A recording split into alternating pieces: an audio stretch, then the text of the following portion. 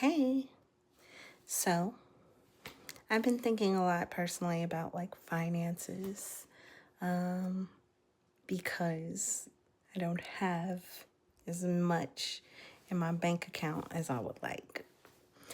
So therefore, I get a little worried. And as I was reading my Bible, I remembered it saying, "Blessed is the man that trusts in the Lord." And then it goes on to say he'll be like a tree planted by the waters and that he'll bear fruit. Even in a drought, he'll still bear fruit and his leaves will always be green. And I was like, man, I've been looking at this wrong. I've been looking at culture's way and the world's way for me to be provided for me to be cared for. But God has his own way of caring for his people, and that's why we have to put our trust in him.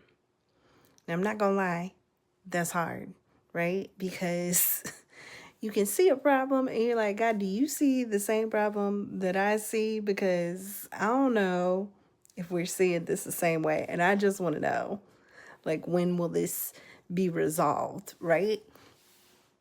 But I think that when we expect God to do something for us, right, that we're not having a very clear picture of who he is. God is our provider. We're not going to lack anything that we need. That means that we're not going to get everything that we want. But God will provide all our needs according to his riches and glory.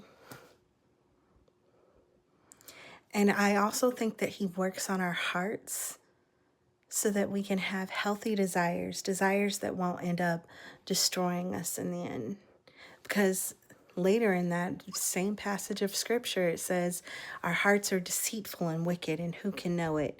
But it's God who tries the reins of our heart. And that we produce fruit according to what's in our heart. So it just lets me know how kind God is when he's thinking about us. And when we fully put our trust in him, like, we don't have to worry about anything. Why? Because God takes care of his kids. And that's what we are. So anyway, just thinking about that. Thanks for listening.